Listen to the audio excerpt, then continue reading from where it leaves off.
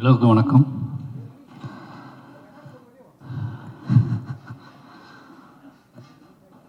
ரொம்ப நன்றி. முதல்ல பத்திரிகை நண்பர்களுக்கும் மீடியா அத்தனை நண்பர்களுக்கும் ரொம்ப நன்றி. ஏன்னா எனக்கு ரொம்ப ஆச்சரியமாக இருந்துச்சு. இந்த விழா நடந்ததுலேருந்து தொடங்கினதுலேருந்து எல்லாருமே வேக வேகமாக பேசிட்டு போயிட்டாங்க.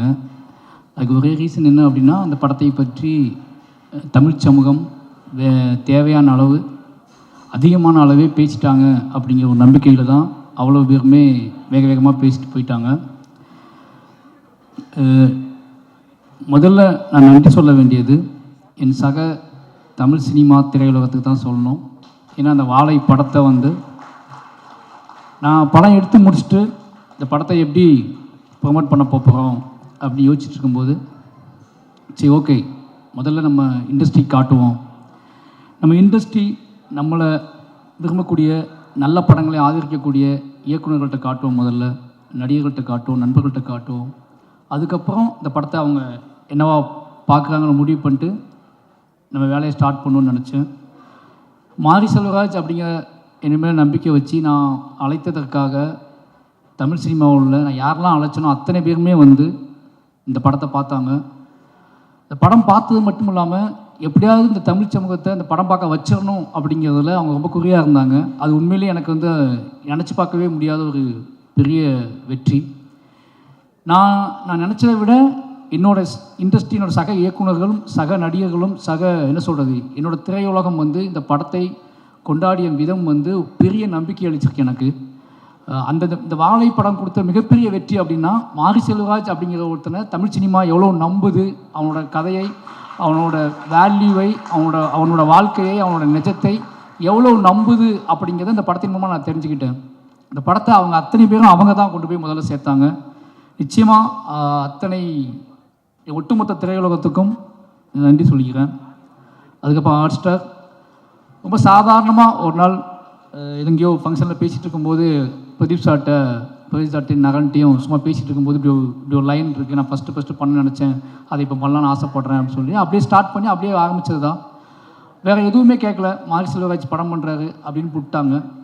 அன்னிலேருந்து இன்றைக்கி வரைக்கும் அவங்க முழு சப்போர்ட். இன்றைக்கி இந்த படம் மிகப்பெரிய வெற்றி அடைஞ்சது மட்டும் இல்லாமல் ஒரு பலமாக என் கூடவே இருக்கிறது இருக்குல்ல, முழுசாக ஒரு படைப்பாளியை நம்புறது இருக்குல்ல, எனக்கு கிடைச்ச எல்லா ப்ரொடியூசருமே அப்படிப்பட்ட ப்ரொடியூசர்ஸ் தான்.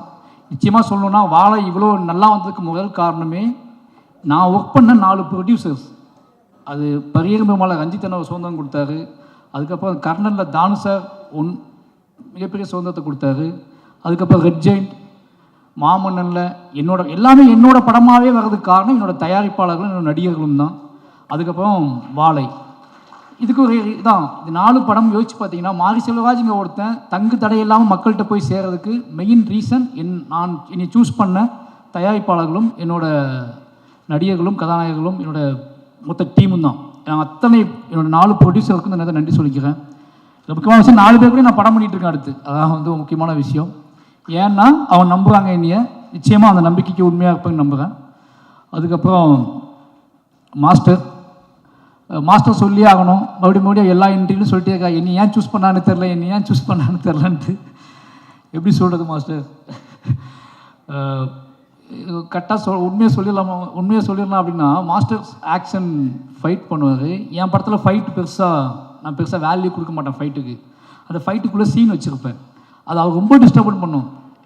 அவர் ஏதாவது யோசிச்சா நான் அதை சீனாக மாற்றி கன்வெர்ட் பண்ணிவிடுவேன். எல்லா ஃபைட் சீக்வன்ஸையும் நான் சீனாக மாற்றுவேன். எனக்கு எமோஷ்னல் ரொம்ப முக்கியம்னு சொல்லுவேன். அதை ஒரு மாஸ்டர் புரிஞ்சுக்கிட்டு அதுக்கான ஸ்பேஸை கொடுத்துட்டே இருப்பார். அது இப்படியே போயிட்டே இருந்துச்சு. இப்படிலாம் ஃபைட் மாஸ்டர்ஸ் இருக்காங்கன்னு போயிட்டே இருந்துச்சு. சும்மா அவர் தனியாக இருக்கும்போது ஜாலியாக இருக்கும்போது குழந்தையாக மாறிடுவார். பயங்கர சமாளிக்கவே முடியாது. யுவானை விட மோசமாகிடுவார், என் பையனோட மோசமாகிடுவார். அப்புறம் தான் அந்த ஆள்கிட்ட ஏதோ உண்மை இருக்குது, மாஸ்டர் கிடையாது, ஃபைட் மாஸ்டர் கிடையாது. ஒரு நாள் ஒன்று சொன்னார், நான் படம் எடுப்பேன், என் படத்தை சண்டையே இருக்காது, இது போதும் எனக்கு. ஒரு மாஸ்டர் நான் படம் எடுப்பேன், அதை சண்டையே இருக்கான்னு சொல்கிறாருல, அப்போ அந்த ஆளை நம்பலாம் அப்படின்னு முடிவு பண்ணிக்கிட்டேன். நம்மளுக்கு அப்புறம் தான் நான் வாழை காமிச்சேன். வாழை படம் பார்த்துட்டு அடுத்த செகண்டே ஒரு 1 hour எதுவுமே பேசலை, அப்படியே அமைதியாக இருந்தார். நான் வாங்கிக்கிறேன் அப்படின்னு, நானும் கூட சேர்ந்து பண்ணுறேன் அப்படின்னாரு. சரின்னு சொல்லிட்டு அன்றைக்கி ஸ்டார்ட் பண்ண நம்பிக்கை தான் இன்றைக்கி வரைக்கும். என்ன பண்ணுறீங்கன்னு எதுவுமே கேட்கல. ஆன் தி வேல போயிட்டே 2 பேத்துக்குள்ள அண்டர்ஸ்டாண்டிங் ட்ராவல் ஆகுது. நிச்சயமாக ஒரு நல்ல படம் மட்டும்தான் நமக்கு நிறைய நம்பிக்கைகளை, நிறைய நண்பர்களை ஏற்படுத்தி கொடுக்குது அப்படிங்கிற ஒரு பெரிய சந்தோஷம். ஒரு இந்த வாழை வந்து இது வரைக்கும் நல்ல மாஸ்டராக எனக்கு இருந்த மாஸ்டர், ஒரு நல்ல நண்பனா, ஒரு நல்ல அண்ணனா தம்பியான்னு தெரியல, அவருக்கு முடி நிறைக்கல நடச்சிருக்கு. அதனால் நல்ல நண்பன் தான், நல்ல நண்பனுக்கு கிடச்சிருக்கு. ரொம்ப நன்றி மாஸ்டர். அதுக்கப்புறம் ரெட் ஜெயிண்ட்டு, நான் என்ன தைரியத்தில் வந்து இந்த படத்தை நான் ரிலீஸ் பண்ணுறேன்னு சொன்னேன் அப்படின்னா, ரெட் ஜெயிண்ட் இருக்காங்க பார்த்துக்குவாங்க அப்படின்னு சொல்லிட்டு தான். ஏன்னா மாமன்னன் பண்ணும்போதே நான் சொல்லிட்டேன், என்ன படம் எடுத்து இருந்தாலும் வந்துருவான்னு சொல்லிட்டு. அதே மாதிரி அதை புரிஞ்சுக்கிட்டு வாழையை எடுத்துகிட்டு போனேன். ரொம்ப பயமாக தான் இருந்துச்சு. ஏன்னா அந்த biggest main stream production company அதுவும் பிக்கஸ்ட் மெயின் ஸ்ட்ரீமாகவே ஒரு படத்தை ஒரு படத்தோட வெற்றியை படம் பார்த்துட்டு இருக்க 15 நிமிஷத்துக்கு சொல்லக்கூடிய ஆள் வந்து செண்பகமூர்த்தி சார். அவர் படம் பார்த்துட்டு வெளியே வந்து படம் ஃபுல்லாக பார்த்துட்டார். அதான் பெரிய விஷயம். படம் ஃபுல்லாக பார்த்து அப்போ வந்து பெருசாக ஃபைனல் சவுண்டு கிவுண்ட்லாம் எதுவுமே இல்லை.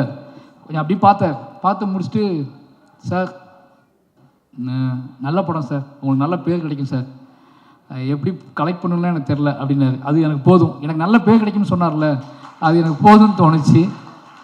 அதுக்கப்புறம் கொஞ்ச நாள் கழித்து சொன்னார், சார் நீங்களே ரிலீஸ் பண்ணிவிடுங்க சார், பயப்படாதீங்க, நீங்களே பண்ணிவிடுங்க, உங்கள் ப்ரொடக்ஷன்லேயே பண்ணிவிடுங்க, நான் டிஸ்ட்ரிபியூட் பண்ணி தந்துடுறேன். என்ன ஏதாவது ஒரு படம் ஓடலாம் கூட பயப்படாதீங்க, ஒரு நல்ல பேர், உங்களுக்கு சம்பளம் கம்மின்னு நினச்சிக்கோங்க, ஆனால் நீங்கள் தான் பண்ணணும், உங்கள் பேரில் பண்ணணுன்னு சொன்னார். ரொம்ப நன்றி சார், நீங்கள் அந்த உங்களுக்கு ஒரு பேர் கிடைக்கும் நீங்கள் பண்ணுங்கன்னு சொன்னது இருக்குல்ல. ஒரு படம் ஒருவேளை மெயின் ஸ்ட்ரீமாக கலெக்ட் பண்ணலாம் அப்படின்னா விடுங்க, உங்கள் அடுத்த படத்தில் பார்த்துக்கலான்னு முடிவு பண்ணி பண்ணுங்கன்னு சொன்னார். ரொம்ப நன்றி சார் அந்த நம்பிக்கைக்கு. அதுலேருந்து தான் நம்மளே பண்ணலான்னு சொல்லிட்டு இறங்கணும். இந்த 3 பேரும் தான் முக்கியமான காரணம். இந்த 3 பேருமே முழுமையாக நம்பினாங்க. அதுலேருந்து அன்றைய நாள்லேருந்து இப்போ வரைக்கும் அவங்க தேட்டர் எனக்கு கொடுத்ததும் சரி, ஒவ்வொரு நாளும் எனக்கு ஃபோன் பண்ணி பேசினதும் சரி, இப்போது இந்த ஃபங்க்ஷன் வரைக்குமே என் கூட நிற்கிற ரெட் ஜெயினில் அர்ஜுனுக்கும் மூர்த்தி சாருக்கும் ராஜா மொத்த டீமுக்குமே ரொம்ப நன்றி. அதுக்கப்புறம் என்னுடைய மொத்த டீம், என்னோடய எடிட்டர், கேமராமேன், ஆர்ட் டைரக்டர், இவங்கெல்லாம் தொடர்ந்து என் கூடவே இருக்க அப்படின்னால அவங்களை பற்றி எதுவும் பேச அவசியம் இல்லை. ஏன்னா என்னோடய ப்ராடக்ட், என்னோடய படத்தோட வெற்றியும் என் படத்தோட முழுமையும் தான் அவங்களோட பேர் சொல்லும். நான் ஒரு படத்துக்கு ஒருத்தரை பற்றி சொல்கிறத விட இந்த படத்துக்குள்ள நான் எவ்வளோ முழுமைக்காக நான் ஆசைப்பட்றேன், அதை எப்படி முழுமையான படமாக ஆடியன்ஸுக்கு கொடுக்க நான் வெறி பிடிச்சி அலையிறேன் அப்படிங்கிறத வச்சு என் கூட சேர்ந்து ட்ராவல் பண்ணுறேன். என்னோடய டீமுக்கு, என்னோடய உதவி இயக்குநர்கள், என்னோடய டெக்னீஷியன் டீம் எல்லாத்துக்குமே நன்றி. ரொம்ப முக்கியமாக என்னோடய நடிகர்கள் சொல்லணும். இந்த படத்தில் என் டீமோட நடிகர்கள் ரொம்ப முக்கியம். இந்த படத்தில் அத்தனை உழைப்பை போட்டிருக்காங்க. எல்லாத்துக்குமே எப்படி என்று சொன்னே தெரில. கலையரசனாகட்டும், திவ்யாவாகட்டும், இப்போ அந்த பசங்க இருக்காங்கன்னா இவங்க 2 பேரும் நான் என்ன வேணாலும் பண்ணேன்னு முடிவு பண்ணி தான் உங்களுக்கு சூஸ் பண்ணேன். ஓகேவா? படம் முடியும் போது நான் என்னவாக இருக்கணும், எப்படினாலும் இவங்களை வச்சு இந்த படத்தை எடுத்துடலாம் அப்படின்னு எனக்கு தெரியும். அதனால் சூஸ் பண்ணேன். இவங்களை என்ன பண்ண வைக்க முடியும்னு எனக்கு தெரியும். ஆனால் கலையரசன், திவ்யா, ஜானகி அம்மா, இவங்கெல்லாம் வந்து பத்மனு, இவங்க எல்லாத்தையுமே வந்து எனக்கு எப்படி ஒத்துக்கிட்டாங்க, ஒரு சினிமா ஆர்வத்தில் ஒத்துக்கிட்டாங்க. அதுக்கப்புறம் ஃபுல்லாக தாங்குவாங்களா தாங்க மாட்டாங்களா ஒரு பயம் இருந்துச்சு. பட் அவங்களுக்கும் ஜெயிக்கணும், ஒரு நல்ல படத்தில் இருக்கணும், நம்ம ஒரு அடையாளமாக மாறணும், சினிமாவில் நம்ம பேர் பதியப்படணும் அப்படிங்கிறது அவங்களுக்குள்ள இந்த தாகம் தான். கலையரசனாகட்டும், திவ்யாவாகட்டும், ஒரு சினிமாவை தாண்டி ஷூட் பண்ணும்போது படம் ரிலீஸ் ஆக வரைக்கும் அது சினிமானே தெரியாது. சினிமாவில் இப்போ எந்த ஒரு சினிமாவில் வந்து இப்படி சகதிக்குள்ளேயும் மண்ணுக்குள்ளேயும் சேருக்குள்ளேயும் போட்டு ஒரிஜினல் சுமையை தூக்கி வச்சு நடக்க வைப்பாங்க ஆர்டிஸ்ட்டுகளை. நிறைய அவங்கள துன்புறுத்தியிருக்கேன். நிறைய வந்து என்னோடய ஆர்டிஸ்ட்டுகளுக்கு எப்போ என்ன நடக்கும்னா, எனக்கு அவங்க சொல்லி புரிய வைக்க முடியாது எல்லா நேரத்துலையும். ஒரு படத்தோட வெற்றியில் நம்ம புரிய வச்சுக்கலாம்னு நினைப்பேன். ஒரு படத்தோட மக்களோட ஆதரவில், மக்கள் கொண்டாடுற விதத்தில் என்னோடய நடிகர்களுக்கு என்னோடய வேதனையோ என்னோட ஆசையோ எதையோ ஒன்று கடத்திடலாம்னு நினைப்பேன். அது என்னோடய எல்லா படத்துலையுமே நடந்திருக்கு. என்னோடய எல்லா படத்துலையுமே நடிகர்களோட எனக்கு முகன் வந்திருக்கு. ஆனால் என்னோடய படத்தோட வெற்றியும் அதோட மக்கள் கொடுக்குற கொண்டாட்டமும் தான் அதை மாற்றிருக்கு. அது பெரியார் பெருமாள்லேருந்து இந்த படத்துக்கு நடந்திருக்கு. அப்புறம் நிக்கிலா விமலும் அப்படி தான். என்ன அப்படின்னா, ஒரு நடிகரை வந்து நம்ம வந்து அவங்க வேறு படத்துக்காக சூஸ் பண்ணது. நான் கர்ணனுக்கு பேசினது, அதுக்கப்புறம் மாமன்னன், அப்படியே பண்ணாமல் போய் வாழையில் போட்டு அவனுக்கு ஒரு சின்ன தயக்கம் இருந்துச்சு. ஏதோ சின்னதாக ஓடிடிக்கு ஏதோ படம் பண்ணுறா, நம்மளை போட்டு விட்டாங்க போல் அப்படின்னு சொல்லிட்டு டவுட் இருந்துச்சு. எனக்கு அதை சொல்லி புரிய வைக்க முடியல. இது சின்ன படம் இல்லை, இதுதான் என் வாழ்க்கையில் நான் எடுக்கணும்னு நினச்ச பெரிய படம்னு சொல்லி எனக்கு அவங்ககிட்ட சொல்லிட்டேன் ஒரு நாள். அவங்க நம்பி பண்ணாங்க. நிறைய என்ன சொல்கிறது, இந்த கதையை உள்வாங்கிக்கிட்டு ஓகே இது ஏதோ நடக்க போகுது இந்த படத்தின் மூலமாக நினச்சி நம்பினாங்க. நம்பி நிறைய பேர் கேட்டாங்க, இந்த இடத்துல சொல்லணும்னு நினைக்கிறேன், ஏன் அந்த கிளைமாக்ஸில் டீச்சர் வந்துக்கலாமே என்கிட்ட கேட்டாங்க. மொத்த மீடியாவுமே என்கிட்ட கேட்டுச்சு. எல்லா படம் பார்த்துட்டு பிடிச்சவங்கலாம் டீச்சர் எங்கே போனாங்கன்னு கேட்டாங்க. டீச்சர் டேட் இல்லை எனக்கு, ஓகேவா? ஏன்னா அந்த ஷூட் எடுத்ததே, அந்த கடைசி பாட்டு நான் எடுத்தது படம் ஷூட்டிங், மொத்த படமும் ஷூட்டிங் முடித்து எடிட் பண்ணி லாக் பண்ணி 1.5 வருஷம் கழிச்சு தான் எடுத்தேன். 1 வருஷம் கழிச்சு தான் அந்த ஷூட்டிங் எடுத்தேன். அந்த 2 நாள் ஷூட்டிங்கு ஏதோ முழுமை அடையாமல் இருக்குது. இந்த மொத்த படத்தையும் பார்த்துட்டு வெளியே போகிறவன் என்ன கொண்டு போவான், அவனை நான் எப்படி அவனுக்குள்ளே ஒரு இசையின் வழியாக அவனை செட்டில் பண்ணி அவனுக்குள்ளே எமோஷனில் கடத்தி வீட்டுக்கு போகும்போது அவன் வந்து இது பாடலாக எடுத்துகிட்டு போகணும், வெறுமனே அழுகை எடுத்துகிட்டு போயிடக்கூடாது. ஒரு படம் முடிஞ்சு வெளியே போகிறான்னா அவன் இதை கலையாக எடுத்துகிட்டு போகணும், ஒரு பாடலாக எடுத்துகிட்டு போகணும், முணுமுணுத்துக்கிட்டே போகணும்னு ஆசைப்பட்டு தான் அந்த பாடல் 1 வருஷம் சந்தோஷம் ரொம்ப லேட்டாக தான் சார் ஸ்டார்ட் பண்ணோம். இந்த படம்லாம் முடிஞ்சு இந்த பாட்டே இல்லை, பாதவத்தி சாங்கே இல்லை. ஒரு 1 வருஷம் கழிச்சு தான் அந்த பாட்டை நான் முடிவு பண்ணுறேன். அதுக்கு அவசரமாக ஷூட் பண்ண பிளான் பண்ணோம். படம் ரிலீஸுக்கு அவங்க டேட் இல்லை. நான் அதை ஷூட் பண்ண முடிவு பண்ணும்போதே அந்த அம்மா மடியில் சிவனஞ்சான் படுத்துப்பான், அது டீச்சர் மடியில் தான் படுத்துக்கணும்னு நான் ஆசைப்பட்டு ஷார்ட் யோசிச்சிருந்தேன். ஒன்றுவேளை அது நடந்திருந்தால் இன்றைக்கி நிறைய பேர் கேட்ட கேள்விகளுக்கும் மோசமான சில விஷயங்களுக்கெல்லாம் வந்து பதில் சொல்கிற மாதிரி இருந்திருக்கும். அந்த ஷார்ட் நான் எடுத்திருந்தோம்னா அது மிஸ் பண்ணிட்டேன். என் லைஃப்பில் ரொம்ப நான் வருத்தப்பட்டது வந்து அதுக்கு தான். என்னோடய ஆசிரியர் அந்த இடத்துல இல்லாமல் ஏன்னா இருந்தாங்க, நிஜ வாழ்க்கையில் இருந்தாங்க. நிஜ லைஃப்பில் நிஜ கதையில் இன்னும் அத்தனை ஆசிரியர்களுமே அத்தனை பிணங்களும் அத்தனை உடல்களும் அடக்கம் செய்யும் வரைக்கும் என்னோடய ஒட்டுமொத்த டீச்சரும் அந்த இறுதி நாள் அந்த வாழைத்தோப்புக்குள்ளே உட்காந்துருந்தாங்க. அவ்வளோ பேருமே அழுதுகிட்டு. என்னோடய அத்தனை ஆசிரியர்களுக்கு நேரத்தை நன்றி சொல்லிக்கிறேன். அது தவிர்க்க முடியாத காரணத்தினால அந்த இடத்துல நான் ஆசிரியர் வைக்க முடியல. ரொம்ப நன்றி. அதுக்கப்புறம் என்னோடய ஊர் மக்கள், ஒவ்வொரு படத்தையும் நான் சொல்லிகிட்டே இருக்கேன், நான் படம் பண்ணுறதே என் ஊருக்காக தான் பண்ணுறேன், என் ஊர் மக்களை அங்கேருந்து வெளியே கொண்டு வரது தான் பண்ணுறேன். அவங்க இன்றைக்கி என்னோட எல்லா மேடையிலையும் என் ஊர் மக்கள் கொண்டாடப்படுறதும் அவங்க எல்லா படத்துலையும் சீல்டு வாங்குறதை விட ஒரு சந்தோஷம் என்ன இருக்குது எனக்கு. இது ஒரு மிகப்பெரிய சந்தோஷம் எனக்கு. யோசிச்சுப்பாங்க, பரியரும் பெருமாள் அங்கே தான் பண்ணேன், கர்ணன் அங்கே தான் பண்ணேன், மாமன்னன் அங்கே தான் பண்ணேன், வாழை அங்கே தான் பண்ணேன், இப்போ பண்ணிட்டு இருக்க பைசன் அங்கே தான் பண்ணிக்கிட்டு இருக்கேன். அவ்வளோ கதைகள் இருக்குது. ஏன்டா இவன் அங்கேயே போகிறான்னா அவ்வளோ கதைகள் இருக்குது. அந்த கதைகளை அவங்க எனக்காக சப்போர்ட் பண்ணுறாங்க. ரொம்ப சிம்பிள், ரொம்ப நாங்கள் பெருசாலாம் பிளான் பண்ணுறதில்ல. ரொம்ப எளிமையான உண்மை எங்ககிட்ட இருக்குது. அந்த எளிமையான உண்மையை கலையாக்குவதற்கு கஷ்டப்படுறேன். அந்த எளிமையான உண்மையை கொண்டு வைக்கிறேன். நான் எடுக்கிற வரைக்கும் ரொம்ப சிம்பிளாக தான் எடுப்பேன். ஒரு எளிமையான உண்மை தமிழ் சமூகத்தை எந்த அளவுக்கு டிஸ்டர்ப் பண்ணுது அப்படிங்கிறத நான் படம் ரிலீஸ் ஆனதுக்கு அப்புறம் தான் புரிஞ்சுக்கிறேன். அப்போ இங்கே வலியதை விட எளியவைகளுக்கு வந்து மிகப்பெரிய வேல்யூ இருக்குது அப்படிங்கிறத நான் வந்து ஒவ்வொரு படத்திலும் தான் புரிஞ்சுக்கிறேன். அப்படி எளிமையான கதைகளை எனக்கு கொடுத்துக்கிட்டே இருக்கக்கூடிய என்னோடய ஒட்டுமொத்த மக்களுக்கு, என்னோடய கிராம மக்களுக்கு, புளியங்குளம் மக்களுக்கும், பக்கத்தில் உள்ள கொங்காயக்குறிச்சி, கருங்குளம் எல்லா மக்களுக்குமே நன்றி சொல்லிக்கிறேன். என்னோட எல்லா படைப்பிலும் அவங்க இருப்பாங்க. அவங்க தான் நாங்கள் தான் அவங்க. அதனால் ஒட்டுமொத்த மக்களுக்கும் நன்றி சொல்லிக்கிறேன். அதுக்கப்புறம் என்னோடய குடும்பம், என்னோடய குடும்பத்தை பற்றி முக்கியமாக சொல்லி ஆகணும். அதுக்கு முன்னாடி சந்தோஷ் நாராயணன் சார் ரொம்ப ஸ்பெஷல். எனக்கு இதயம் காமிக்கிற அளவுக்கு ஸ்பெஷல் ஒரு விஷயம் தான். என்ன அப்படின்னா, மாமன்னன் ரகுமான் சார்ட்ட போயிட்டேன். அப்போது வாழை பண்ணப்போ அடுத்து வாழை நான் தான் பண்ணும், ரகுமான் சார்ட்ட அனௌன்ஸ் பண்ணதுக்கப்புறம் வாழை நான் தான் பண்ணுன்னு அடம்பிடிச்சி, இப்போ ரகுமான் சார்ட்ட போயிட்டேன்னா கோவம் வரும்ல, அந்த கோவம் இல்லாமல் சூப்பர் மாதிரி நீங்கள் ரகுமான் சார்ட்ட போய் கற்றுக்கோங்க, ரகுமான் சார்ட்ட நீங்கள் ஒர்க் பண்ணணும் ஒரு படம், அது ராஜா சார்ட்டையும் ஒரு படம் ஒர்க் பண்ணணும்னு சொன்னார். ரொம்ப நன்றி சார். அதுக்கப்புறம் வாழை பண்ணால் நான் தான் பண்ணுவேன், அதை மட்டும் நான் யாருக்கும் விட்டு கொடுக்க மாட்டேன் அப்படின்னு இந்த கதை சொல்ல நாள்லேருந்தே என் கூடவே ட்ராவல் பண்ணார். இந்த படம் நான் எப்பவும் சொல்லுவேன், என்னோடய படம் பெருசாக தெரிவதற்கும், என்னோடய படம் எமோஷ்னலாக தெரிவதற்கும், என்னோடய படம் ரொம்ப பியூராக தெரிவதற்கும் அது சந்தோஷ் நாயோட மியூசிக் ஒரு முக்கியமான காரணமாக இருக்கும்னு நினைப்பேன். ஏன்னா நான் ரொம்ப இசையின் வழியாகவே வளர்ந்த பையன். எனக்கு வந்து சொல்லிக் கொடுக்கறதுக்குலாம் ஆள் இல்லை ஊரில். எங்கேயோ தூரத்தில் கேட்ட பாடல் வழியாகவே என்னோடய கதையெல்லாம் நான் உருவாக்கிக்கிட்டே இருந்தேன். எனக்கு அங்கே டிவி பார்க்க டைம் இருக்காதுல்ல. அப்புறம் நான் காட்டில் பாட்டு கேட்டுகிட்டே இருப்பேன். அந்த பாட்டு வழியாக தான் என்னோடய காதலை, என்னோடய கஷ்டத்தை, என்னோடய அண்ணன் தம்பி பாசத்தை, இதெல்லாமே பாட்டை வச்சு நான் யோசிச்சுட்டே இருப்பேன். அதனால இசை ஆல்ரெடி எனக்குள்ளே இசை தான் எனக்குள்ளே ஒரு நான் நடனம் ஆட ஆரம்பித்தேன். அப்போ இசை தான் என்னோடய பூர்வீகம். இசைக்குள்ளே தான் நான் பிறக்க ஆரம்பித்தேன். இசையிலேருந்து தான் இதை நான் கண்டுபிடிக்க ஆரம்பித்தேன். அப்போது நல்ல மியூசிக் டைரக்டரோட ஒரு நல்ல வேல்யூ கிடச்சா பயங்கரமாகும். எனக்குள்ளே இருக்கிற என்னோடய விஷுவல்ஸை, என்னோடய ஷார்ட்டை நான் எடுப்பதற்கும் நம்பி எடுப்பதற்கு வந்து சந்தோஷ் நாராயணன் சார் மியூசிக் ஒரு முக்கியமான காரணம். ஏன்னா நீங்கள் யோசிக்கங்களேன், நான் எல்லா படத்துக்குமே பாட்டு எடுத்துகிட்டு தான் மொத்த படத்தையும் எடுத்துகிட்டு தான் அவர்கிட்ட போகிறேன். நான் என்னோடய ஒட்டுமொத்த படத்தையும் எடுத்து முடிச்சு தான் அவர்கிட்ட போவேன். அவர் நம்பிக்கை தான், அது கரெக்டாக மேட்ச் ஆகி வந்துடும். யோசிப்பாங்களேன், ஒரு வருஷம் கழிச்சு பாதவத்தி பாட்டு பண்ணுறோம் 2 பேரும் சேர்ந்து, அந்த பாட்டு வேணும்னு 2 பேரும் முடிவு பண்ணுறோம். அந்த பாட்டை டக்குன்னு யோசித்தோடனே இந்த பீட்டில் இந்த எமோஷ்னலில் இதை வெளியே போகிற ஒருத்தன் சும்மா பேசணும். நாங்கள் அன்றைக்கி பேசினது தான் இது. சார்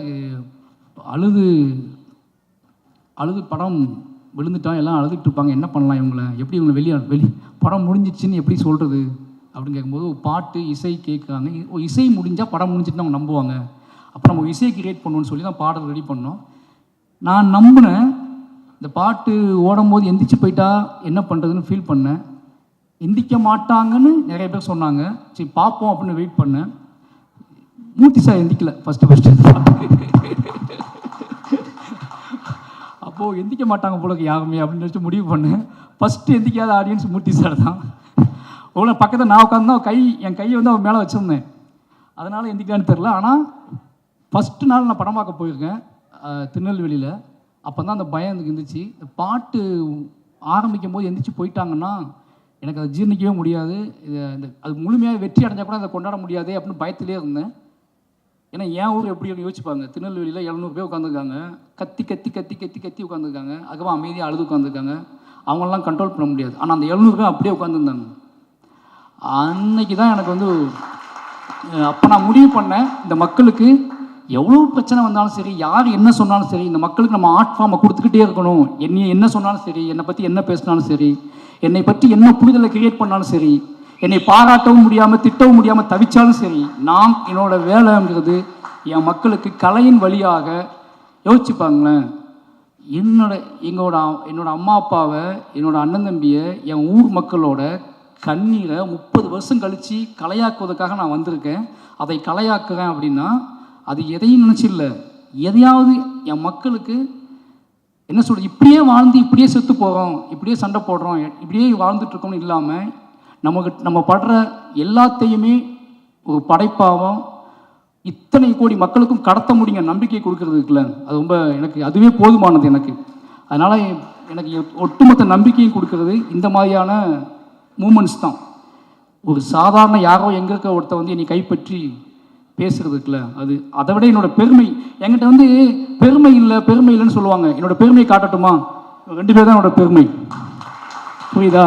ஒருத்தர் ஆரம்பிச்சு, அதாவது நீ பெருமையை பேசிட்டா உன்னோட என்ன பெருமையே இல்லையா, என்னால் இப்படி காட்டிகிட்டே இருக்க, கூலியாக காட்டுற, தொழிலாளியாக காட்டுற. என் கதை, நான் கூலியாக தான் இருந்தேன், தொழிலாளியாக தான் இருந்தேன், சாப்பாட்டுக்கு வழி இல்லாமல் தான் இருந்தேன். திருப்பி நீ வந்து 30 வருஷம் முன்னாடி உன் பாட்டன் முப்பாட்டம் வாழ்ந்தான், அவனை பற்றி எடுனா நான் ஏன் எடுக்கணும்? அவனை பற்றி எனக்கு அவனுக்கு என்ன பஞ்சாயத்து இருக்குது, என்ன பிரச்சனை இருக்குது? அவனை எடுத்து காட்டி எனக்கு என்ன ஆக போகுது?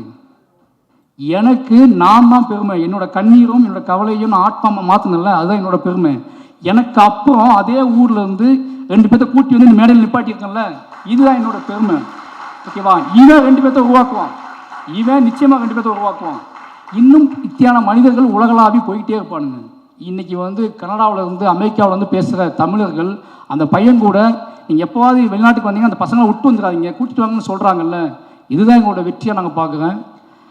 எனக்கு என்ன அப்படின்னா, இது ஏன் இவ்வளோ சொல்கிறேன் அப்படின்னா, எனக்கு ரொம்ப முக்கியம் வந்து என்னை தொந்தரவு செய்வது. இப்போ வந்து நான் உள்ள என்ட்ரியான உடனே ஒருத்தர் பேமாட்டேங்குது, பிரபல நண்பர் தான் அவர் கேட்டார், எல்லாத்துக்கும் பதில் சொல்லுவீங்களான்னு கேட்டார்.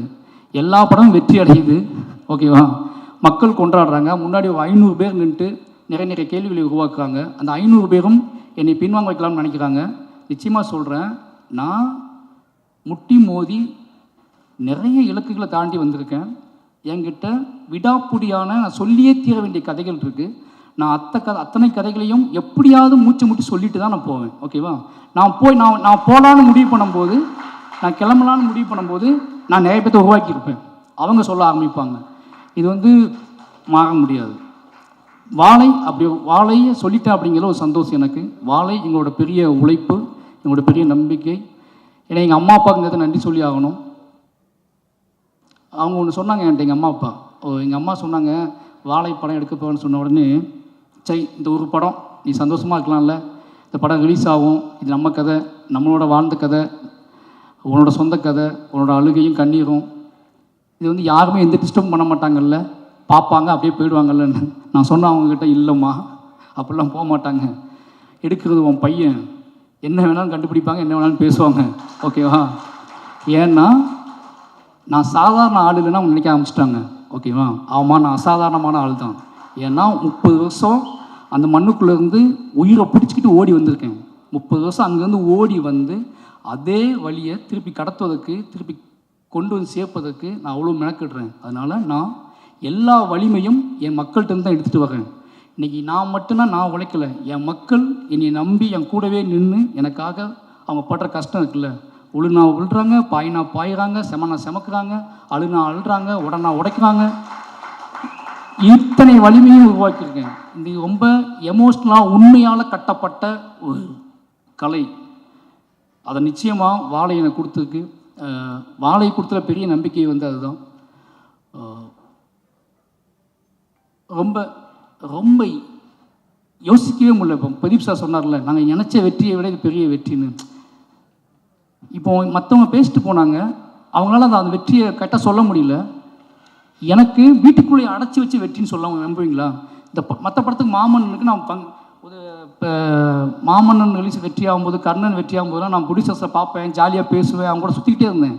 ஆனால் வாழை இவ்வளோ போய் வெற்றி ஆனோடனே நான் வீட்டுக்குள்ளேயே தான் உட்காந்துருந்தேன், எங்கேயுமே போகல, யார் கூடயும் பெருசாக பார்க்கல, சும்மா அங்கங்கே வெளியே போயிட்டு வந்துட்டு வீட்டுக்குள்ளேயே தான் உட்காந்துட்டு இருந்தேன். ஏன்னு கேட்டால் இந்த வெற்றி என்னால் ஹேண்டில் பண்ணவே முடியல, அவ்வளோ நடுக்கமாக இருந்துச்சு எனக்கு. ஏன்னா வந்த பதில்கள்லாம் அப்படி வந்துச்சு. இந்த படம் பார்த்துட்டு என்னை பேசினவங்க, இந்த படம் பார்த்துட்டு என்னை அழைச்சவங்க, இந்த படம் பார்த்துட்டு என்னை பார்க்கணுன்னு துடித்தவங்க, இந்த படம் பார்த்துட்டு என்னை தேடி பிடிச்சி என் வீட்டு கதவை தட்டினவங்க, என் கைகளை பற்றி கொண்டவங்க, இவ்வளோ மனிதர்கள், இத்தனை மனிதர்கள் இருக்காங்க, இத்தனை கோடி மனிதர்கள் இருக்காங்க, இவ்வளோ பேர் ஒரு நிஜத்தை இப்படி எடுத்துக்கிறாங்க அப்படிங்கிற ஒரு நம்பிக்கை இருக்குல்ல, இது ஒரு மிகப்பெரிய நம்பிக்கையை கொடுத்துருக்கு. ஒட்டுமொத்த தமிழ் சமூகத்துக்கும் இந்த வாழை டீமுக்காக நன்றி சொல்லிக்கிறேன். ஏன்னா இது எனக்கான மட்டும் நம்பிக்கை இல்லை, எனக்கு பின்னாடி நிறைய அசிஸ்டன்டேட்டர்ஸ் இருக்காங்க, குட்டி குட்டியாக அவனோட தன்னோட கதையை வச்சுக்கிட்டு சினிமா பார்த்து சினிமா பண்ணாமல் தன்னோட கதையை, தன்னோட எமோஷனில் தனக்கும் தன்னோட அம்மாவுக்கும் நமக்கும் உள்ள உறவை, தன்னோட அப்பாவுக்கும் நமக்கும் உள்ள உறவை, நான் வாழ்ந்த சமூகத்துக்கும் நமக்குள்ள உறவையே கதை பண்ணலாம் அப்படிங்கிற நம்பிக்கையை, இப்போ இவர் சொன்னார்ல திங்மி சந்தோஷ், என்கிட்டையும் ஏன் வாழை கதை கேளுங்க அப்படின்னு டைரக்டர்ஸ் சொல்கிறாங்க.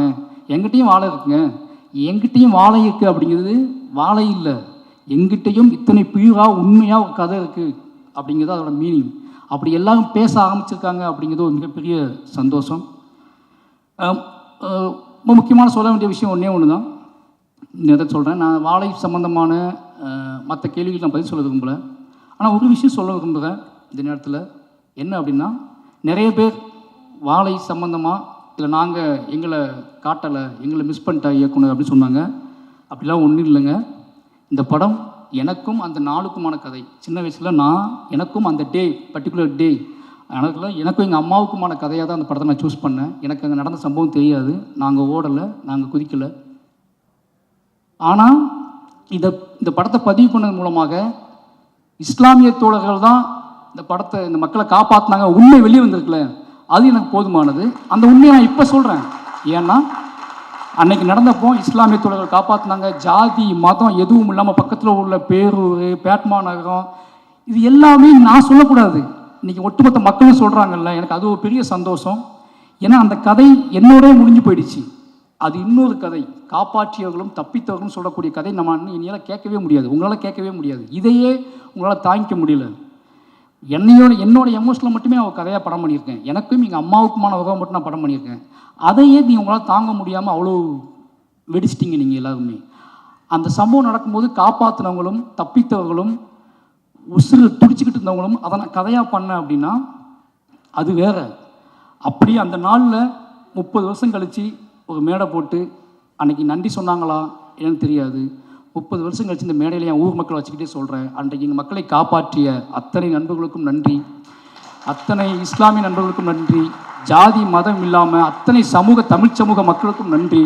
அந்த நன்றியையும் அதை சொல்வதற்காகத்தான் நாங்கள் கிளம்பி வந்தோம். அதை ஒரு படம் பண்ணியிருக்கேன். அந்த படத்தின் வழியாக இந்த படத்தோட வெற்றி தான் உங்களுக்கான நன்றி. இதை நான் பகிரங்கமாகவே சொல்கிறேன். அன்னைக்கு தப்பிச்சவங்களும் இந்த படத்தில் நடிச்சிருக்காங்க, அவங்க மூலமாகவும் உங்களுக்கு இந்த நன்றி சொல்லிக்கிறேன். கடைசியாக என்னோட மனைவி திவ்யா ஒவ்வொரு கதை பண்ணும்போதும் இந்த படம் ரிலீஸ் ஆகும்போதும் இது என்ன மாதிரியான டிபேட் உருவாக்கும், யாரெல்லாம் என்னெல்லாம் பேசுவாங்க அப்படின்னு ஒரு பயம் அவங்களுக்கு இருந்துகிட்டே இருக்கும். அது என்னோட தனிமையெல்லாம் அவங்களுக்கு பயம் கொடுக்கும். என்ன யோசிக்கிறான், என்ன பண்ணுறான், இது எப்படி ஹேண்டில் பண்ண போகிறான் அப்படின்னு சொல்லி நான் சொல்லுவேன். நான் மக்களை நம்புகிறேன். மக்கள் ஒரு பெரும்பான்மையான மக்கள் சத்தத்தில் இந்த குட்டி குட்டியான விஷயங்கள்லாம் மறைஞ்சு போயிடும், நீ வெயிட் பண்ணுன்னு சொல்லுவேன். அப்படி ஒவ்வொரு படத்துலையும் நடக்கும். அதுக்கப்புறம் அவங்க புரிஞ்சுக்குவாங்க. இன்றைக்கி வரைக்கும் நான் எந்த கதை சூஸ் பண்ணாலும், எந்த மாதிரியான என்னோடய ஒர்க் ஸ்டைலை மாற்றிக்கிட்டாலும், நான் வீட்டுக்கு போனாலும் சரி, போகலனாலும் சரி, கார்த்திகை பகலாக உழைச்சாலும் சரி, அதை புரிஞ்சுக்கிற ஒரு மனைவி கிடைக்கிறது பெரிய விஷயம். அப்படி இந்த படத்தோட ப்ரொடியூசராக அவங்க ஆகி என்ன சொல்கிறது, என்னை ஃப்ரீயாக பேச விடுன்னு என்னை மேடையில் ஃப்ரீயாக பேச அனுமதின்னு சொன்னால் நான் இப்போ தான் பேசுவேன்னு சொன்னேன். வந்து நன்றின்னு சொல்லிட்டு போயிட்டாங்க. நிறைய பேசுவேன்னு நினச்சேன், உன்னைய பேசலை. ஏன்னா அவங்க அவ்வளோ இந்த வெற்றியில், என்னோடய வெற்றியில் அவங்களுக்கு முக்கியமான ஒரு பங்கு இருக்குது. ஏன்னா அது சாதாரண விஷயம் இல்லை. என்னால் அது எப்படி சொல்கிறேன்னு தெரியல எனக்கு. ஒரு கலைஞனுக்கு தான் கூட வாழ்கிறவங்க, தன்னை காதலிக்கிறவங்க கொடுக்குற சுதந்திரம் இருக்குல்ல, அது ரொம்ப அலாதியானது. இந்த ஒட்டுமொத்த மாரி செல்வராஜ் அப்படிங்கிற ஒட்டுமொத்த வெற்றியோட வேர் எங்கே இருக்குன்னா அது என் மனைவிக்கிட்ட தான் இருக்குது. அவங்களுக்கு எல்லாத்துக்கும் ரொம்ப நன்றி சொல்லிக்கிறேன்.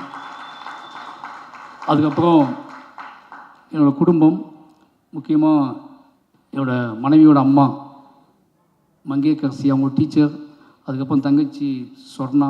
ஏன் சொல்கிறேன் அப்படின்னா, நாலு பேர் ஒரே வீட்டில் தான் வாழ்கிறோம். ஒருத்தனை புரிஞ்சிக்கிறது இருக்குல்ல, ஒரு படைப்பாளனை பக்கத்துலேருந்து பார்த்து புரிஞ்சிக்கிறது இருக்குல்ல, அது ரொம்ப முக்கியமான விஷயம். நான் இவ்வளோ கட்டற்று என் வேலையை பார்ப்பதற்கு அவங்க முக்கியமான காரணமாக்குவாங்க. அவங்களுக்கு நன்றி சொல்லிக்கிறேன். ஏன்னா அவங்க சொல்லுவாங்க, திவ்யா மாரியை டிஸ்டர்ப் பண்ணாத, மாரியை வேலை பார்க்குறான், அவனை டிஸ்டர்ப் பண்ணாதன்னு சொல்லுவாங்க. அந்த ஒட்டுமொத்த குடும்பமே என் மேலே வச்சுக்க நம்பிக்கையும். ஏன்னா எங்கள் ஒரு யாருன்னு தெரியாத ஒரு பையன் காதலிச்சு கல்யாணம் பண்ணி உள்ளே வரான். அந்த காதலை நிரூபிப்பதற்காக நான் வேலை செய்ய ஆரம்பிக்கிறேன். அந்த காதல் வந்து ஒரு மகத்தான இடத்தை அடைவது அப்படிங்கிறது இந்த மேடையில் தான் அடையுது. ஏன்னா ஒரு காதலை நிரூபிப்புங்க சாதாரண விஷயம் கிடையாது. நீங்கள் வாழ்நாள் ஃபுல்லாக நிரூபிச்சுட்டே இருக்கணும். நம்ம தமிழ் சமூகத்தில் ஒரு பெண்ணின் மீதான காதலை நிரூபிப்பது வந்து ரொம்ப சாதாரண விஷயம் கிடையாது. என்ன சொல்கிறது, அவ்வளோ கஷ்டமான விஷயம். அப்படி என் காதலை நிரூபிப்பதற்காகவே தொடர்ந்து என்னை இயங்க விடுற என்னோடய ஒட்டுமொத்த குடும்பத்துக்கும் ரொம்ப நன்றி. இப்போ எங்கள் அண்ணன், என் ஃபேமிலி எல்லாத்துக்குமே நன்றி. ஏன்னா நான் ரொம்ப நேரம் பேசுறதுக்கான காரணம் என்ன அப்படின்னு, ரொம்ப நேரம் பேசக்கூடாதுன்னு நினச்சி தான் வந்தேன். ஆனால் ஒவ்வொருத்தர் முகமாக வர ஒரு நான் லீனியரில் எனக்கு போய்கிட்டே இருக்குது. திடீர்னு ஒருத்தர் முகம் கிராஸ் ஆகுது, திடீர்னு ஒருத்தர் வராது, ஒரு கேள்வி வருது, ஒரு ட்விட்டரில் ஒரு ஃபேஸ் வருது, அப்போ என் ஃபேமிலி தெரியுதாங்க, என் குழந்தை தெரியுது. பட் எல்லாத்துக்குமே நன்றி. ரொம்ப முக்கியமான விஷயம் என்னென்னா, மாரி செல்வராஜ் அப்படிங்கிற ஒருத்தனை முழுமையாக நம்பலாம் அப்படிங்கிற இடத்துக்கு தமிழ் சமூகம் வந்திருக்குல்ல, இதுதான் என்னோடய பெரிய வெற்றியாக நான் பார்க்குறேன். ஏன்னா ஒருவேளை இந்த படத்துலேயும் நிறைய பிரச்சனைகள் இருக்குது அப்படின்னு சொல்லக்கூடியவங்க என்ன சொல்கிறேன், எஸ் எனக்கு அவங்க வேணும். ஏன்னா அவங்களையும் கைப்பற்றுறது தான் என்னோடய நோக்கம். அவங்களையும் கைப்பற்றுறதுக்கான படங்களை எடுக்க ட்ரை பண்ணுவேன். ஏன்னா இங்கே கலையால் சாத்தியம் இல்லாத எதுவுமே கிடையாது. இன்றைக்கி இல்லைனாலும் என்னைக்காவது அத்தனை மக்களையும் நான் வென்றே தீர்வேன் அப்படிங்கிற நம்பிக்கை எனக்கு இருக்குது. ஏன்னா அவ்வளோ வேலைகள் இருக்குது, அவ்வளோ படங்கள் இருக்குது. நிச்சயமாக நான் என் மீதான பார்வை மாறும். என்னை பற்றி யோசிக்கிறதுக்கு கொஞ்சம், என்னை பற்றி பேசுகிறதுக்கு முன்னாடி ஒரு யோசனை வரும். மாரி செல்வராஜ் அவன் யாருன்னு தெரிஞ்சுக்கிறதுக்காக எடுக்கப்பட்ட படம் தான் வாழை. இதுலேயும் அவங்களுக்கு குழப்பம் இருக்குன்னா திருப்பி நான் எடுப்பேன். திருப்பி எடுத்து நிரூபிக்க ட்ரை பண்ணிகிட்டே இருப்பேன். வாழை 2 வரதுக்கும் வாய்ப்பு இருக்குது. வாய்ப்புங்களா சார்? பிரதீப் சார் தூங்கிட்டாருன்னு நினைக்கிறேன். ஏன்னா அதான் சொல்ல வேண்டிய கதை நிறைய இருக்குது. நிச்சயமாக வாழை 2 வரும். வாழை நான் வந்து அது சிவனஞ்சான வச்சே எடுப்பேன், பொன்வேல் வச்சே எடுப்பேன். ஏன்னு கேட்டிங்கன்னா, இதுக்கு பின்னாடி ஒரு கதை இருக்குல்ல, அது உங்களை இன்னும் பயங்கரமாக என்னை புரிஞ்சுக்கிறதுக்கு வழிவகுக்கும். ரொம்ப நன்றி. மறுபடியும் சொல்கிறேன், என்னோடய மீடியா நண்பர்களுக்கு ரொம்ப நன்றி சொல்லி ஆகணும். ஏன்னா தொடர்ந்து அவங்க ஏதோ வகையில், எனக்கு தெரியும் இன்றைக்கி மீடியாங்கிறது, பத்திரிகைங்க அப்படிங்கிறது எவ்வளோ பெரிய பயத்தை ஏற்படுத்தியிருக்கு ஒவ்வொரு நடிகருக்கும், ஒவ்வொரு கலைஞர்களுக்கும். பேசும்போது, மேடையில் பேசும்போது உங்களுக்கு விஷய வார்த்தை யூஸ் பண்ணுறோம், நம்ம தப்பாக எதுவும் பேசக்கூடாது. இப்போ நான் பேசின எந்த வார்த்தையை இத்தனை கேமராவும் டைட்டிலாக போட போகிறாங்க அப்படிங்கிற விஷயம் வரைக்கும் மடையில் ஓடுது. ஓகேங்களா? நான் ஒன்று சொல்கிறேன், அதுதான் அந்த பயம் ரொம்ப முக்கியமானது தான். நம்மளை ஒட்டுமொத்த மக்கள்கிட்ட கொண்டு போய் சேர்த்துக்குவாங்க. நீ தப்பாக பேசினாலும் சரி சரியாக பேசினாலும் சரி மக்கள்கிட்ட கொண்டு சேர்த்துருவாங்க அப்படிங்கிற பயம் இருக்குல்ல, அது ரொம்ப முக்கியமானது. இத்தனையும் தாண்டி பெரியன் பெருமாள் எப்படி ஃபஸ்ட்டு ப்ரெஸ் ஷோ முடிஞ்சு வெளியே வரும்போது என்னை கட்டி அணைச்சாங்களோ, அதே மாதிரி வாழை முடிஞ்சு வெளியே வரும்போது அவங்க கட்டி அணைச்சி அன்னைக்கு தெரிஞ்சு எனக்கு நாம் மறுபடியும் ஒரு இன்னும் வேகமாக ஓடுவதற்கான ஒரு 4வது நாள் அமைஞ்சிடுச்சு. அதனால் மீடியா நண்பர்களுக்கும் நன்றி. கடைசியாக என்னை உருவாக்கிய என்னுடைய இயக்குனர் ராம் சார், ஏன்னா இது அத்தனைக்கும் அவர் ஒரு பொறுப்பு. ஒரு மனுஷனை, ஒரு பையனை அப்படியே அடியிலேருந்து பிடிங்கி எடுத்துகிட்டு வந்து அவனாவே வளர விடுறது இருக்குல்ல, அது ரொம்ப அசாதாரணமானது. எல்லாம் என்கிட்ட கேட்பாங்க, உங்கள் இயக்குனர் வந்து அவர் வேறு ஸ்டைலில் படம் எடுக்கிறாங்க, நீ வேறு ஸ்டைலில் படம் எடுக்கிறீங்கன்னு கேட்பாங்க. அவர் என்னைய வந்து தத்துவங்களை எனக்கு போதிச்சு அந்த தத்துவத்தின் வழி உன் வாழ்க்கையை நீ படம் பண்ணுறா அப்படின்னு சொல்லி கொடுத்ததுக்குல அது ரொம்ப முக்கியமானது. இல்லைனா நான் என்ன பண்ணி எனக்கு தெரியாது. இத்தனை படங்கள் காத்திரமாக ஆகிறதுக்கு காரணம் என்னோடய இயக்குனர் தான். அதுக்கு பிறகு ரஞ்சித் அண்ணன், இவங்க 2 பேரும் என்னோடய வாழ்க்கையில் முக்கியமான ஆட்கள். ரீசன் ஒன்லி எனக்கு இவங்க சுதந்திரத்தை போதிக்கக்கூடிய ஆட்களாக இருக்காங்க. ஏன்னா நீ பண்ணுறா இவ்வளோதான் அவங்க சொல்கிற வார்த்தை. இந்த 2 பேர்த்துக்கும் என்றைக்குமே என்னோடய மேடையிலும் என்னோட படைப்புகள்லையும் அத்தனையிலுமே இவங்களுக்கு முக்கியமான பங்கு இருக்கும். கடைசி என்னோடய டீம் அசிஸ்டன்ட் டைரக்டர்ஸ், அதுக்கப்புறம் லிரிக்கிஸ்ட் யுகபாரதி அண்ணன், விவேக், இவங்க 2 பேருக்கும் ரொம்ப நன்றி. ஏன்னா இந்த பாடல்களை மிகச்சிறப்பாக அவங்க எழுதி கொடுத்தாலும் அவங்களுக்கு தெரியும். என்னை நேசித்து அவங்க எழுதுவாங்க, அவங்களுக்கு இந்த நேரத்தில் நன்றி. கடைசி என்னுடைய உதவி இயக்குநர்கள் பற்றி சொல்லணும் அப்படின்னா ரொம்ப முக்கியமான விஷயம். நிறைய பேர் வருவாங்க போவாங்க போயிட்டே இருப்பாங்க. நான் ஒன்றே தான் சொல்லுவேன். ஏன்னா நான் ரொம்ப பிரச்சனை என்ன தெரியுமா, நான் எங்கள் டைரக்டர்கிட்ட ரொம்ப எமோஷ்னலாக வளர்ந்த ஒரு பையன். இதுக்கப்புறம் அசிஸ்டன்ட் டைரக்டர்ஸ்க்கு அந்த எமோஷனல் வருமானம் எனக்கு தெரியாது. ஆனால் நான் எங்கள் டைரக்டரோட 15 வருஷம் அது ஒரு தாய்மகன் உறவுலேயே இருந்தது. நிறைய சண்டை போட்டுக்குவோம். ஆனால் எனக்கு அவரு தான் அப்படிங்கிற நம்பிக்கை எனக்கு இருந்துச்சு, அவருக்கு இவன் தான் அப்படிங்கிற நம்பிக்கை அவருக்கு இருந்துச்சு. ஆனால் சண்டை போட்டுகிட்டே இருப்போம், பேசுவோம், பேசாமல் இருப்போம். ஆனால் என்னோடய அடையாளம் அவர் தான் அப்படிங்கிறத நான் உறுதியாக நம்பினேன். அதுக்கு உண்மையாக அந்த அப்படியே வளர்ந்த பையன் அப்படிங்கனால என்னோடய உதவிக்கிட்ட கொஞ்சம் நான் அதிகமாக எதிர்பார்ப்பேன். அந்த உழைப்பை அவங்களும் போடுவாங்க. அப்படி என்னோட தொடர்ந்து எல்லா படத்துலையும் போட்டுட்ருக்காங்க. நிச்சயமாக அவங்களையும் ஒரு முக்கியமான இடத்துக்கு நான் கூட்டிகிட்டு போவேன் அப்படின்னு நம்புகிறேன். இந்த நேரத்தில் உங்களுடைய யாராவது விட்டுருந்தா மன்னிச்சுக்கோங்க. உங்களோட அத்தனை பேர் உழைப்புக்கும் நன்றி, நண்பர்களுக்கும் நன்றி. எல்லாருமே வாழை ஆரம்பித்த நாள்லேருந்து வாழை ஜெயிச்சே ஆகணும்னு நம்பினாங்க, வாழையை முக்கியமான படமாக்கும் நம்பினாங்க. அத்தனை மாரி செல்வராஜ் மீது அத்தனை நம்பிக்கை வைத்த அத்தனை நம்பி என்னோட நடிகர்களுக்கு மறுபடியும் நன்றி சொல்கிறேன். முக்கியமாக ஜானகி அம்மா நான் சொல்லி ஆகணும். கெட்ட ஞாபகம் வந்துருச்சு எனக்கு, சாரிம்மா. என்னென்னா ஒரு முக்கியமான விஷயம், ஜானகி அம்மா அந்த படத்தை முதல்ல நடிக்கலை. 10 நாள் 5 நாள் ஷூட் பண்ணிவிட்டு அம்மா கேட்ட வச்சு வேற ஒரு நடிகர் நடித்தாங்க. எனக்கு என்ன பண்ணே தெரில, எங்கள் அம்மா கண்ணுக்கே வரல. என்னடா நடக்குது இப்படி ஷூட்டிங் ஸ்பாட் நடந்ததே கிடையாது. எனக்கு பைத்தியம் முடிச்ச மாதிரி ஆகிட்டேன். நான் 4 நாள் ஃபுட்டேஜ் எடுத்து வச்சு ஓன் ப்ரொடக்ஷன் வேறு. என்னடா மற்ற ப்ரொடக்ஷன்லாம் ஒழுங்காக வேலை பார்த்தோம், சொந்தமாக படம் எடுக்கிறோம், முட்டாத்தனமாக ஏதோ வேலை பார்த்துட்டோமா, என்ன நடக்குது? ஃபுட்டேஜ் 4 நாள் எடுத்துட்டேன். அப்போ இதுக்கப்புறம் யாரையும் கூப்பிட்டு காய் சமைப்பீங்களா, இது பண்ணுவீங்களா, அது பண்ணுவீங்களான்னு கேட்டு ஒரு நடிகரை கூப்பிட்டு கொண்டு வர முடியாது. கண்மூடித்தனமாக நம்பி ஜானகி அம்மா கூப்பிட்றா அப்படி கூப்பிட்ட நடிகை தான் அவங்க. ஏன்னா எனக்கு பெரியம்மாள் கர்னல் அவங்க தெரியும். ஜானகி அம்மாவை கூப்பிட்றா பார்த்துக்கலாண்டா அப்படின்னு சொல்லி அவங்களும் வந்தாங்க. ஸ்பாட்டில் தான் வர்றாங்க. ஸ்பாட் 4 நாள் எடுத்தாச்சு. அவங்கள்ட்ட சொல்கிறேன், அம்மா இது மற்ற படத்தோட கொஞ்சம் கஷ்டமாக இருக்கும், நீங்கள் ஓகேவா? Okay sir. ஏன்னா அவங்களுக்கு என்னை பிடிக்கும். எனக்கு நிறைய முத்தம் கொடுத்த ஒரு நடிகை, என்னை நிறைய கையை பிடிச்சிட்டு அழுத ஒரு நடிகை. இவங்கள மாதிரியான அன்பில் தான் நான் பயங்கர ஸ்ட்ராங்காக மாறுவேன். அதனால் அவங்க நம்பினாங்க, நம்பி அதுலேருந்து ஸ்டார்ட் பண்ணோம். நிச்சயமாக சொல்ல ரொம்ப கஷ்டப்படுத்தியிருக்கேன். ஏன்னா வாழைத்தாக சமைக்கணும், தண்ணிக்குள்ளே சகதிக்குள்ள, இதெல்லாம் தாண்டி அவங்க தோணியிருக்கும்ல, சும்மா காய் சமைக்கிறோம் சண்டை போடுறோம், நிறைய தாக சமைக்கிறோம், நமக்கு இந்த படத்தில் அப்படி ஏதாவது கிடைக்குமா அப்படி யோசிக்கும்போது இந்த கிளைமாக்ஸ் போர்ஷன் அவங்கள்ட்ட சொன்னேன், அம்மா இதுதான் நீங்கள் தான் இந்த படம், இனிமேல் இந்த படத்தை உங்கள் கையில் கொடுக்குறேன் அப்படின்னு சொல்லி. நிச்சயமாக அவங்க என்ன சொல்கிறது, எங்கள் அம்மா அழும்போது நான் ஓடிட்டேன்ல நிஜ வாழ்க்கையில். இப்போ நான் எப்படி அழுவாங்கன்னு பார்க்கணும், உட்காந்து ஷார்ட்டில் கேமரா வச்சு பார்த்துட்ருக்கேன். அப்போ நான் எவ்வளோ சொல்ல முடியுமோ சொல்லிட்டேன். என்னென்னமோ சினிமா ஒரு டைரக்டராக ஒரு ஆர்டிஸ்ட்டுக்கு என்ன கடத்த முடியுமோ நான் கடத்திட்டேன். பட் என்ன ஆனாலும் அவங்களுக்குள்ளே ஒன்று வெடிச்சாதான் அது நடக்கும். ஒரு இயக்குனரால் என்ன பண்ண முடியும், ஒரு இயக்குனரால் இப்படி பண்ண முடியும், அப்படி பண்ண முடியும், உளுந்து புரண்டு என்ன பண்ணாலும் ஒரு வெடி அவங்களுக்குள்ள வெடிக்கலைன்னா அது நடக்காது.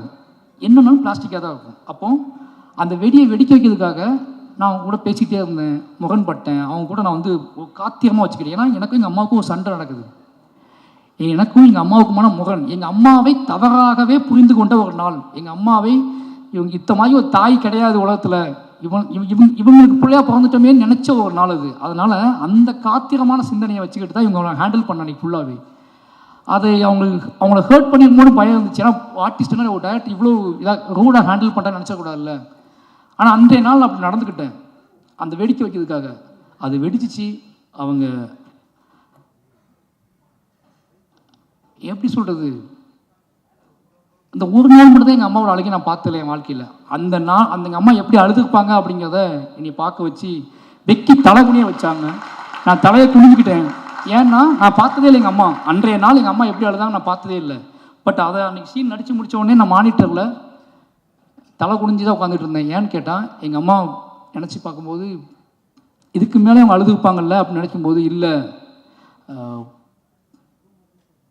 என்ன சொல்கிறது, ஒரு மனசுக்குள்ளேயே நான் மன்னிப்பு கேட்டுட்டேன் எங்கள் அம்மா கிட்ட. அந்த நடிப்பை கொடுத்த எங்கள் அம்மா கிட்ட மன்னிப்பு கேட்க வச்ச மனசுக்குள்ளேயே ஒரு கலந்து கேட்கறதுக்குல மன்னிச்சுக்காங்கம்மான்னு சொல்கிறதுக்குல எங்கள் அம்மா என்றைக்குமே மன்னிச்சுக்காமான்னு சொன்னதே கிடையாது, இப்போதையும் சொன்னது கிடையாது. ஆனால் மானிட்டர் முன்னாடி இவங்க முன்னாடி தான் நான் சொன்னேன், அம்மா மன்னிச்சுக்கோங்கன்னு சொன்னேன். ரொம்ப நன்றிம்மா. உங்களோட இதுக்கு எனக்கு எப்படி சொல்கிறதே தெரில. ஒரு பையனா சின்ன வயசில் நம்ம ஏன் இவங்களுக்கு பிள்ளையாக பிறந்தோம், நமக்கு மட்டும் ஏன் அம்மா அப்பா எப்படி இருக்காங்க, நம்மளை மட்டும் ஏன் இப்படி கொடுமைப்படுத்துகிறாங்க, நம்மளை மட்டும் ஏன் புரிஞ்சிக்க மாட்டேன்றாங்கன்னு சின்ன வயசில் பெத்த தாயும் தகப்பனையும் புரிந்து கொள்ளாமல் அலைந்த அந்த புரிதலுக்காக ஓடி வந்து 30 வருஷத்தில் கலையின் வழியாக என் அம்மாவுக்கும் எனக்குமான உறவை புரிந்து கொண்டதற்கு, அதை படைப்பாக மாற்றி கொடுத்ததுக்கு, எங்கள் அம்மா அதை இப்போ ஏற்றுக்கொண்டதுக்கும் இந்த கலை தான் காரணம். இந்த கலைக்கு எப்போவுமே உண்மையாக இருப்பேன். எல்லாத்துக்கும் நன்றி. தேங்க்யூ.